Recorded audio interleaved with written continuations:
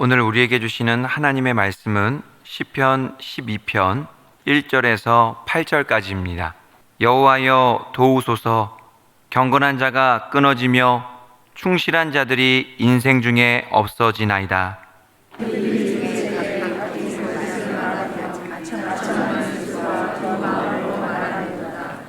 여호와께서 모든 아첨하는 입술과 자랑하는 혀를 끊으시리니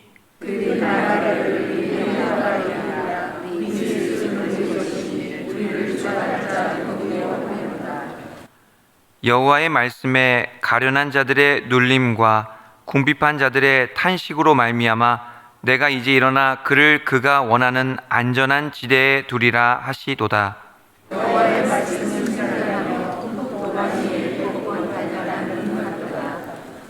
여호와여 그들을 지키사 이 세대로부터 영원까지 보존하시리이다.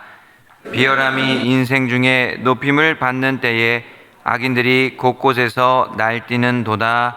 아멘. 아멘. 예, 다시 시편 우리 강의를 들어가도록 하겠습니다. 그동안 또 이렇게 여름방학이었는데 특강 잘 들으셨죠? 네, 아주 특강이 늘 유익했을 거라고 생각을 합니다. 예, 오늘은 도무지 말을 믿을 수 없는 세상이라는 제목으로 우리 시편 12편을 한번 같이 살펴보도록 하겠습니다. 우리 한자 가운데 믿을 신자라고 있습니다. 한번 자막을 보여주시면 이 한자는 사람 인자와 말씀 언자의 합성어입니다. 그런데 왜 이 두 단어가 합성어가 됐겠습니까? 그러니까 사람이 말하는 것이 곧 뭐라는 겁니까? 믿음이라는 것입니다. 그러니까 사람의 말은 믿을 수 있다는 것, 그것이 바로 이 믿을 신자가 담고 있는 진정한 의미입니다. 그런데 우리가 살아가고 있는 이 삶의 현실은 어떠합니까? 안타깝게도 또는 슬프게도 도무지 이 사람들의 말을 믿지 못할 때가 많이 있습니다. 그러니까 세상의 이 말이 왜 이렇게 믿을 수가 없지? 저 사람 말이 정말일까? 하면서 의심을 가질 때가 많이 있습니다. 근데 제가 어렸을 때를 잠깐 이렇게 기억을 해보니까 한 가지 어떤 행동이 기억이 납니다. 친구하고 약속을 하면 그냥 말로만 하지 않고 이 새끼 손가락으로 이렇게 고리를 만들면서 이렇게 약속을 합니다. 근데 살짝 믿지 못해서 거기서 뭘 하죠? 도장까지 또 찍습니다. 그리고 거기서 더 믿지 못해서 복사해가지고 손바닥까지 이렇게 하면서 한 3단계를 거쳐서 너와 나와 주고받은 대화, 이것이 꼭 지켜지기를 바라는 마음으로 이야기를 할 때가 있었습니다. 그만큼 상대방과 나눈 그 말을 믿을 수가 없었기 때문에 이런 행동을 통해서 서로가 좀 신뢰하고자 했던 것이 있었던 것 같습니다. 근데 그 정도면 양호했던 것 같습니다.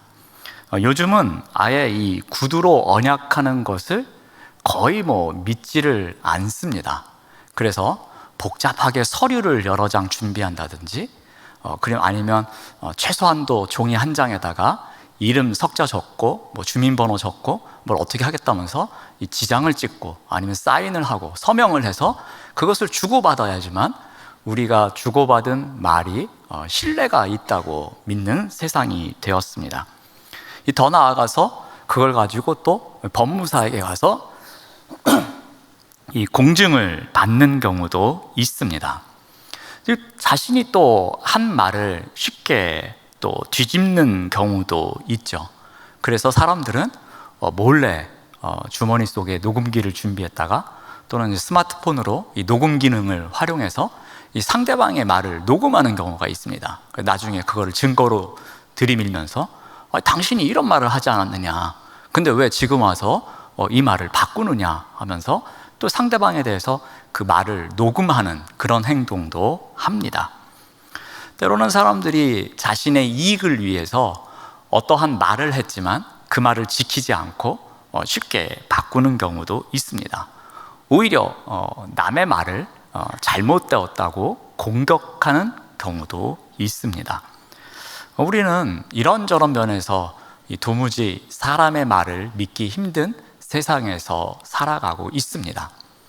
심지어 사람들이 이렇게 비아냥거리기도 합니다. 교회 다니는 사람 말 믿기가 더 힘들다고 그런 말도 합니다. 아마도 시편 기자가 살아가던 세상도 그러한 일이 많이 일어났던 것 같습니다. 오늘 시편 기자도 여호와여 도우소서라고 시작하면서 이러한 분위기가 있었음을 오늘 본문을 통해서 이야기하고 있습니다. 자, 어떠한 일이 있었는지 한번 본문을 살펴보고자 합니다. 자, 먼저 이 경건한 자들, 즉 말 한마디 한마디, 행동 하나하나를 신중하게 잘 지키면서 살아가는 사람들이 사라지고 있는 세상이라고 합니다. 우리 1절 말씀을 다시 보시면은 경건한 자가 끊어지고 있습니다. 또 충실한 자들이 인생 중에 없어지고 있다고 합니다. 그러니까 믿을 만한 사람들, 진실을 말하고 있는 사람들이 점점 세상에서 사라지고 있는 것이었습니다. 여러분, 경건한 자는 어떤 자입니까? 하나님을 신실하게 따르는 자입니다. 하나님의 일이라면 헌신할 줄 아는 사람입니다. 말씀 앞에서 진실된 자가 바로 경건한 사람입니다. 그런데 이런 사람들이 점점 사라지는 세상이 되었다고 합니다. 또 충실한 자는 어떤 사람이겠습니까? 믿을 만한 사람이지 않겠습니까? 하나님에게도 또 다른 사람에게도 믿을 만한 사람, 진실한 사람, 이런 사람이 충실한 사람입니다. 그래서 그 충실한 사람, 다른 표현으로 말하면 그 신실한 사람이 어떠한 말을 하더라도 그 말을 우리가 믿을 수 있지 않습니까? 그런 사람이 바로 이 충실한 사람입니다. 경건한 자든 충실한 자든 하나님을 섬길 줄 알고 사람들을 진실하게 섬길 줄 아는 사람입니다. 그러므로 하나님과의 언약 관계 안에서 살아가는 하나님의 백성이기도 합니다. 그러니까 바꿔 말하면 이 하나님의 백성이 경건한 삶을 살아가는 것, 그리고 하나님의 백성이 충실한 삶을 살아간다고 보면 되겠습니다. 그런데 세상에 그런 사람들이 점점 사라지고 있다고 고백합니다. 이런 사람들이 사라지는 가운데에 이 땅에 속한 사람들 중에서 점점 이런 사람들이 없어지니까 시편 기자가 지금 탄식하면서 여호와 앞에 나아가고 있는 것입니다. 여호와여, 큰일 났습니다. 지금 이런 사람들이 사라지는 세상이 되었습니다. 이렇게 먼저 말합니다. 자, 그러면서 어떤 사람들이 많아지고 있느냐면은 먼저 거짓을 말하는 자들이 많아지고 있다고 합니다. 2절 말씀을 보면은 그들이 이웃에게 각기 거짓을 말하며 아첨하는 입술이 있고 두 마음으로 말하는 자들이 많아지고 있다고 합니다. 그러니까 경건하고 충실한 자들이 적어지고 있는 반면에 오히려 거짓말 잘하고 또 두 마음을 품은 자들, 또 아첨하는 말을 잘하는 사람들이 많아지고 있음을 이야기합니다. 여기서 거짓말을 잘한다는 것은 무엇이겠습니까? 부정적인 수단을 통해서 누군가를 속이는 것이 거짓말 아니겠습니까? 그러니까 거짓말을 통해서 잘못된 이익을 취한다든지, 거짓말을 통해서 누군가의 마음을 아프게 한다든지, 거짓말을 통해서 누군가의 것을 빼앗는다든지, 거짓말을 통해서 잘못된 일들이 당연한 것처럼 일어나는 세상이 되었다는 것입니다. 또한 사람들이 두 마음을 품고 있다고 합니다. 이 두 마음을 품고 있다는 것은 마음이 둘로 나뉘어졌다는 것이거든요. 이거는 이중잣대를 갖고 있다는 것입니다. 이중잣대의 대표적인 것이 무엇입니까? 자신에게는 관대하고 타인에게는 아주 엄격한 잣대를 갖고 있다는 겁니다. 그러니까 자신이 잘못하는 것은 이거는 별로 문제가 아닌 거야. 이건 도덕적으로 문제가 되지 않아. 이건 법적으로 전혀 하자가 없는 거야 라고 하면서 다른 사람이 조금만 잘못하면 그것을 문제 삼아서 크게 어떤 일을 벌리는 그런 사람들, 그게 이중잣대를 갖고 있는 사람입니다. 바로 이런 사람들이 두 마음을 갖고 있는 사람입니다. 이 히브리어의 마음으로 번역된 단어는 원래 갖고 있는 의미가 양심, 지혜라는 뜻, 또는 의지라는 뜻도 갖고 있습니다. 근데 이것은 원래의 의미가 이 생명을 상징하는 심장이라는 단어를 나타내기도 합니다. 그러니까 그 마음은 자신의 생명과 같은 중요한 생각이 만들어지는 곳, 그러한 곳이 이 마음이라는 곳입니다. 근데 그 마음이 이중잣대를 가지고 있는 거예요. 마음이 나뉘어져 있는 거예요. 그 마음에 악한 것과 선한 것이 같이 있게 되는 것입니다. 그러한 마음을 갖고 있는 사람이 말을 또 다양하게 하더라는 것입니다. 이중의 마음을 품고서 누군가에게 아픔이 되는 말들, 누군가에게 해를 가하는 거짓말, 아첨하는 말, 이러한 것을 일삼고 있다는 것입니다. 듣기에 좋은 말을 하는 것 같은데 그 마음속엔 다른 꿍꿍이가 있다는 이야기입니다. 자, 시편 기자는 이러한 상황 가운데 살아가고 있습니다. 경건하고 충실한 자들은 주변에 점점 사라지고 있고, 오히려 거짓말 잘하고 있고 아첨하는 말 잘하고 있고, 두 마음을 갖고 있는 사람들, 그래서 말과 속이 다른 사람들이 많은 세상에서 살아가고 있다는 것입니다. 또한 어떤 사람들이 있느냐 하면은 이 교만한 말을 많이 하는 사람들이 있다는 것입니다. 우리 4절 말씀을 봅니다. 그들이 말하기를 우리의 혀가 이기리라, 우리 입술은 우리 것이니 우리를 주관할 자 누구리요 함이로다.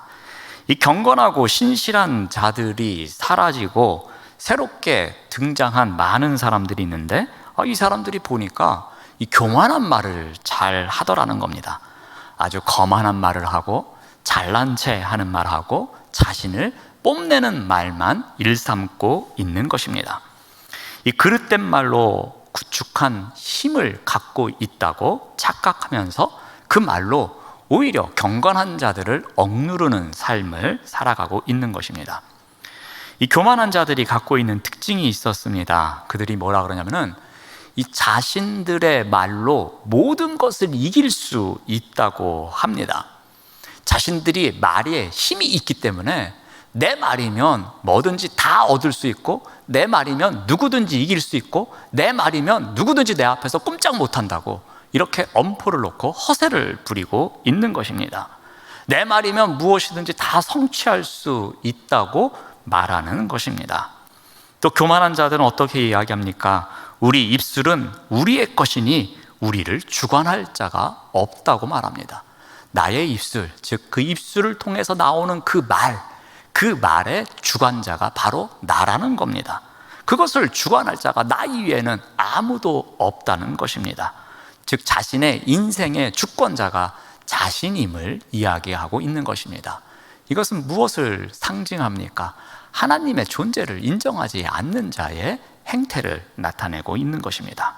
그렇기 때문에 누구도 자신을 제어할 수 없다는 것입니다. 자신이 마음대로 말해도 된다고 이야기합니다.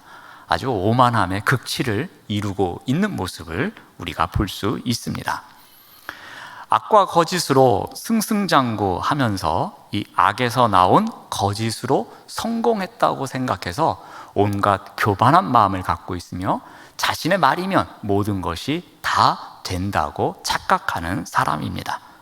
또 이러한 모습도 있습니다. 3절 말씀을 보면은 자랑하는 혀를 갖고 있습니다.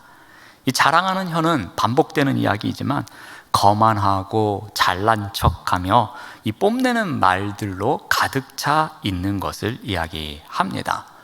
그러니까 말의 궁극적인 목적은 말을 통해서 자신의 세력을 키워가고 자신의 힘을 자랑하는 것, 그러한 일만 하는 것, 그것이 바로 이 자랑하는 혀입니다. 그러니까 어떻게 보면은 거짓말쟁이, 또 이 거만한 말 하는 사람, 그리고 있는 척 하는 사람, 이런 사람들이 말을 통해서 내가 이 정도의 힘이 있다 라면서 허세를 부리는 모습을 보게 됩니다. 그 사람의 말이 권력이고, 말이 재산이고, 말이 그 사람이 갖고 있는 최고의 명예며 그 모든 힘의 근원이라고 보고 있는 것입니다. 자, 이러한 사람들이 주변에 더 많아졌다고 시편 기자가 이야기를 합니다. 근데 이런 사람들이 많아졌으면 그런가 보다 하는데, 이런 사람들이 주변에 있는 약자들을 핍박합니다. 그리고 그런 것을 통해서 권력을 빼앗습니다. 그러한 힘을 통해서 누군가에게 악행을 일삼고 있는 것이었습니다. 아마 그 피해자 중에 한 사람도 시편 기자였을 것입니다. 그래서 이 시편 기자는 이제 여호와께 나와서 이 도움을 구하는 기도를 합니다. 자, 어떻게 도움을 청하느냐면 3절 말씀을 다시 봅니다. 여호와께서 모든 아첨하는 입술과 자랑하는 혀를 끊으시리니 라고 합니다. 여호와여, 이들이 이렇게 말을 하고 있는데 도무지 이들의 말을 제가 들을 수가 없을 정도입니다. 이들의 말을 제가 믿을 수가 없습니다.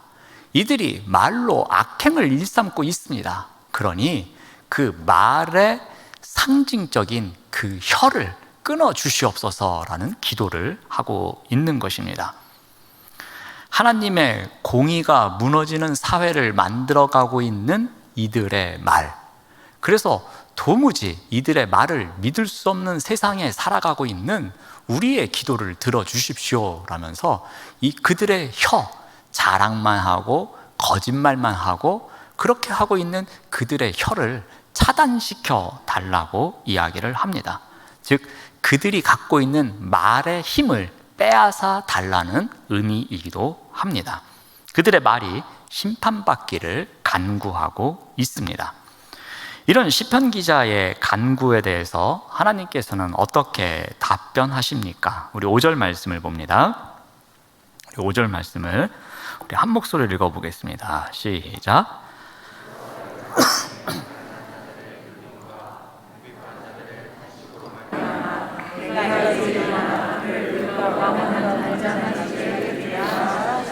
아멘.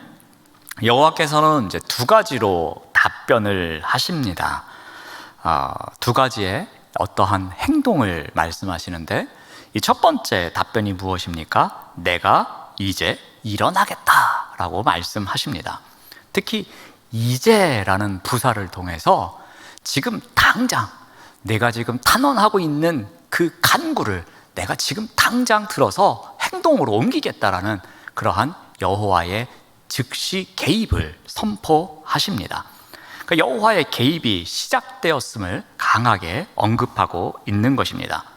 여호와께서 이 모든 일을 통치하셔서 앞으로 이것이 정말 살아있는 것 같은 현장감에서 일어나는 것과 같은 일들이 앞으로 펼쳐지도록 하겠다는 말씀이기도 합니다. 그와 동시에 이 이제라는 표현을 통해서 여호와의 그 확고한 의지도 반영되어 있음을 알 수 있습니다.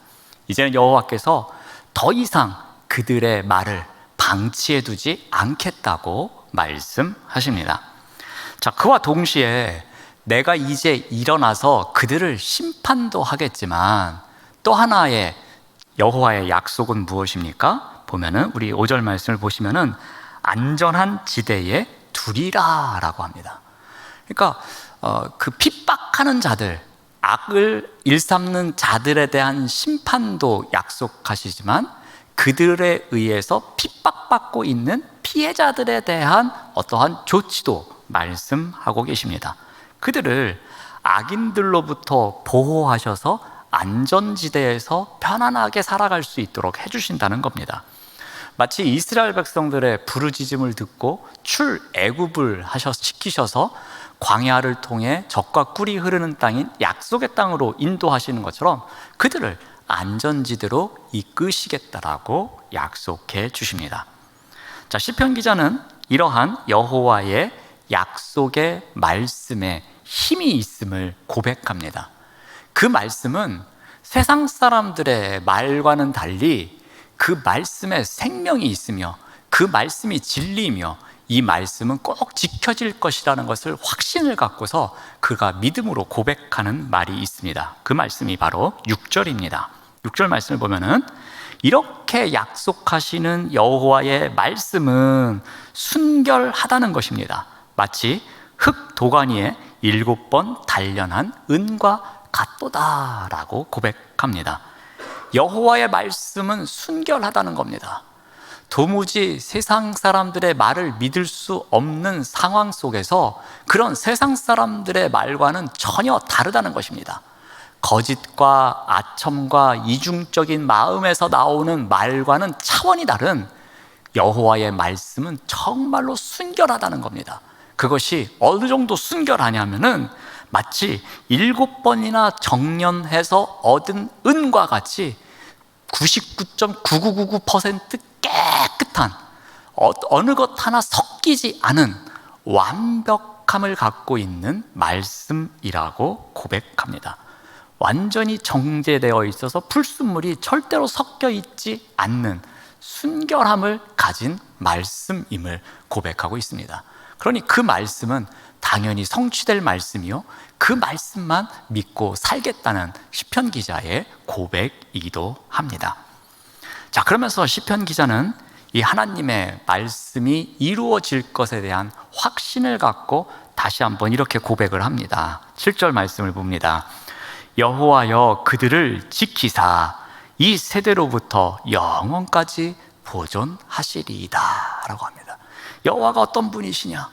여호와의 말씀이 완전하고 순결해서 단련한 은과 같아서 그 말씀은 변함이 없고 그 말씀은 꼭 지켜질 것인데 그 여호와께서 우리를 지켜주실 것이며 지금 이때로부터 영원까지 우리를 보존해 주실 것임을 다시 한번 고백하고 있는 것입니다.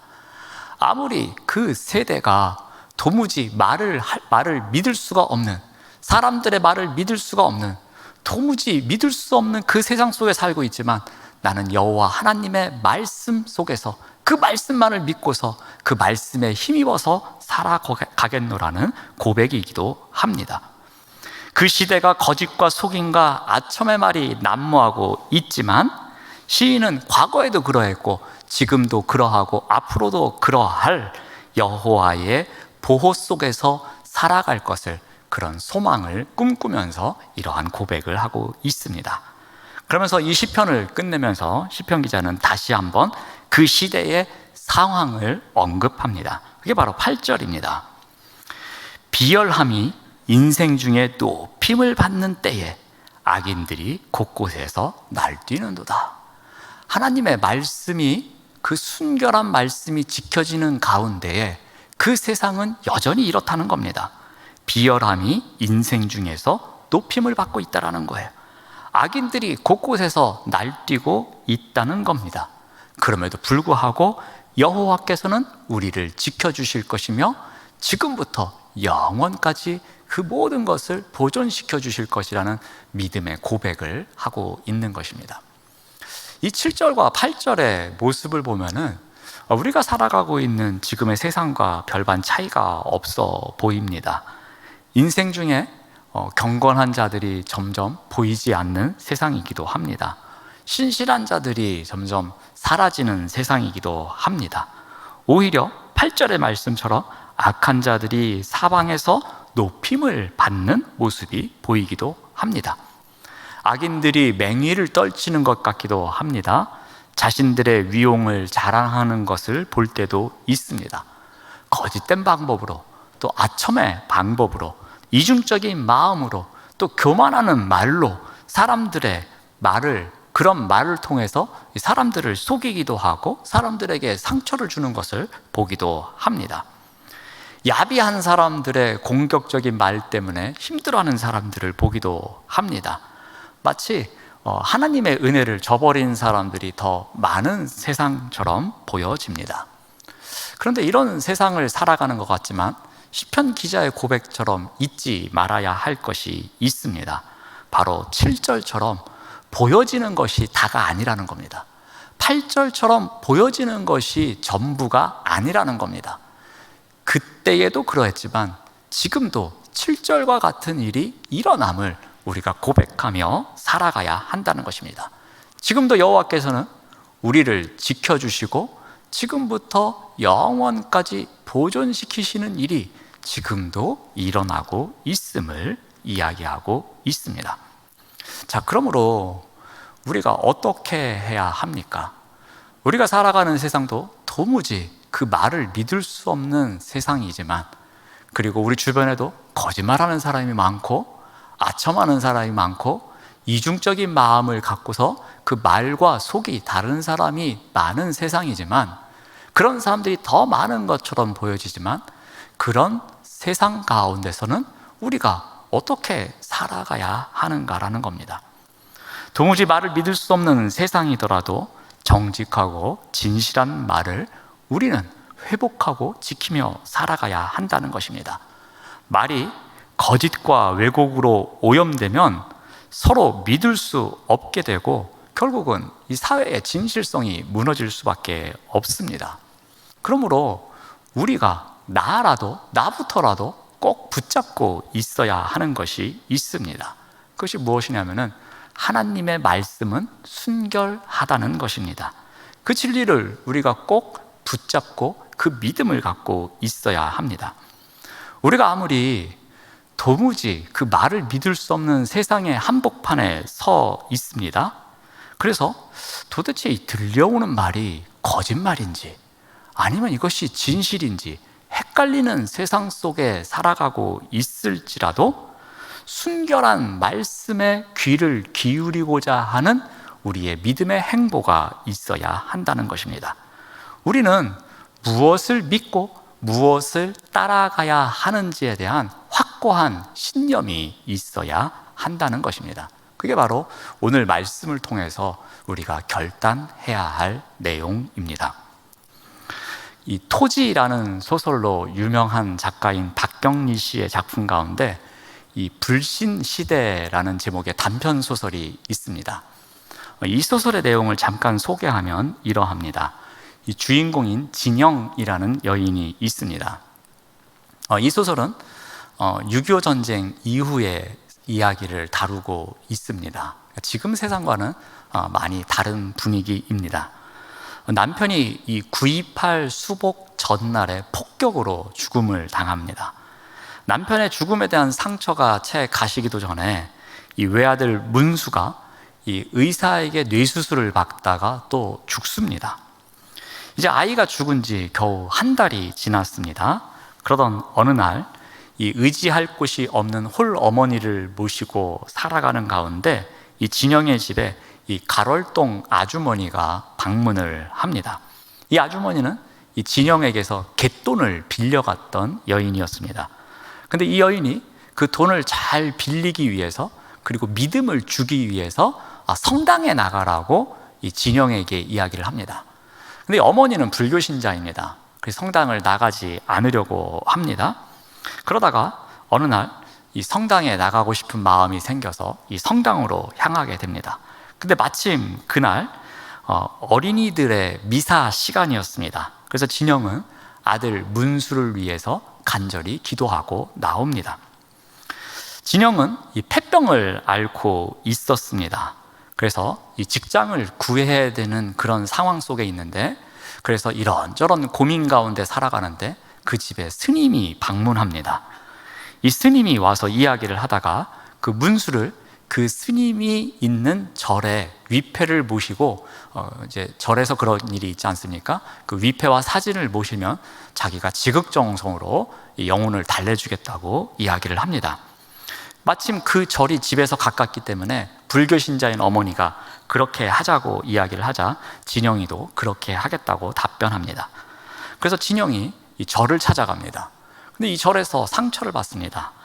이 시주하는 돈의 차이에 따라서 이 기도해주는 시간과 방식이 차이가 나는 것을 보고서 상처를 받고 눈물을 흘리며 돌아옵니다.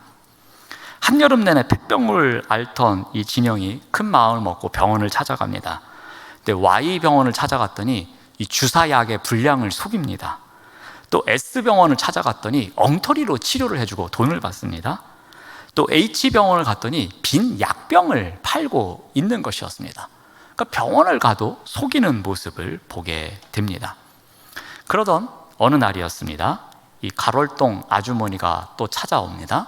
그러니까 이야기를 하는 가운데 이 아주머니가 자신에게 성당에 나아가라고 권장한 것을 보니까 자신에게 돈을 빌리기 위해서 한 수단이었다는 것을 알게 됩니다. 그래서 마음속으로 더 큰 상처를 받게 됩니다. 그래서 자신의 부엌으로 가서 성냥갑을 들고 외투주머니에 넣고 절로 갑니다. 이 절에 간 진영은 이제 시골로 이사 가게 되었다고 아들의 위패와 사진을 달라고 하면서 그것을 갖고 나옵니다. 그리고 비탈길을 돌아서 산으로 올라갑니다. 그리고 성냥을 꺼내서 그 위패와 사진을 태웁니다. 자, 그러면서 마지막으로 이런 말을 중얼거리면서 이 단편 소설은 끝이 납니다. 그렇지, 내게는 아직 생명이 남아 있었다. 항거할 수 있는 생명이라고 독백을 하면서 이 소설은 끝이 납니다. 이 소설이 나타내고자 하는 것이 무엇이겠습니까? 그 불신 시대, 도무지 믿을 수 없는 세상인데 그 시대에 믿음을 줘야 할 종교와 병원이 그런 역할을 하고 있지 못함을 이렇게 고발하고 있습니다. 종교의 역할이 무엇입니까? 이 절망에서 구원으로 이끌어야 했는데 그 시대의 종교마저 믿을 수 없는 종교가 되고 있음을 보여주고 있습니다. 또 병원의 역할이 무엇입니까? 이 종교와 마찬가지로 병원도 생명과 관련된 곳입니다. 그런데 그 생명을 돈벌이의 수단으로 전략시키고 있는 것이었습니다. 그래서 이 병원을 또한 고발하고 있습니다. 그런데 이러한 불신의 시대에 대해서 이 진영이라는 여주인공은 어떠한 행동을 합니까? 위패와 사진을 태우는 행동을 통해서 이 항거할 수 있는 생명이 남아있음을 고백하면서 그 불신의 시대에 맞서 싸우고 있는 주인공의 모습을 그리면서 이 소설은 막을 내리게 됩니다. 이 소설 속에서 그리고 우리 시편 말씀을 통해서 우리가 이 시대에도 어떻게 살아갈 수 있는지 그리고 어떻게 살아가야 되는지를 결단케 합니다. 도무지 말을 믿을 수 없는 세상의 한복판에서 우리가 살아갈 때가 있습니다. 그래서 무엇이 거짓이고 무엇이 참인지 그리고 어떠한 소리를 따라 살아가야 하는지 헷갈리는 세상에 살고 있습니다. 그런데 그런 세상에서도 우리가 정확하게 붙잡아야 하는 말씀이 있다는 것입니다. 순결한 하나님의 말씀에 귀 기울이는 삶을 살아야 한다는 것입니다. 마치 이 소설 속의 주인공 진영이가 내게는 아직 항거할 수 있는 생명이 남아있다고 고백하는 것처럼 도무지 말을 믿을 수 없는 세상의 한복판에 살고 있을지라도 하나님의 말씀이라는 생명이 있음을 우리가 외치며 살아가야 한다는 것입니다. 그 말씀이 우리를 살리는 것이며 그 말씀이 우리의 인생길을 이끌어가며 그 말씀이 길이요 진리요 생명임을 우리가 믿고 그 말씀을 외치며 살아가야 한다는 것입니다. 그 말씀이 진리이며 길이며 생명임을 기억할 때에 이 불신의 시대에도 분별력을 갖고 살아갈 수 있음을 오늘 말씀을 통해서 우리에게 알려줍니다. 도무지 말을 믿을 수 없을 것 같은 그런 불신의 시대의 한복판에 놓여 있는 것과 같은 그러한 삶을 살 때가 있습니다. 그런 때일수록 순결한 하나님의 말씀을 의지하고자 하는 우리의 신앙의 길을 꿋꿋하게 걸어가시는 우리 모두가 되시기를 바랍니다. 기도하겠습니다. 하나님 감사합니다. 도무지 말을 믿을 수 없는 세상에서 살아갈 때가 있습니다. 그러나 그 순간에도 생명이 되시는 하나님의 말씀에 귀를 기울이며 그 말씀에 따라 생각하고 그 말씀에 따라 행동하며 그 말씀을 우리가 진실로 외치며 살아갈 수 있도록 인도하여 주시옵소서. 예수님의 이름으로 기도드립니다. 아멘.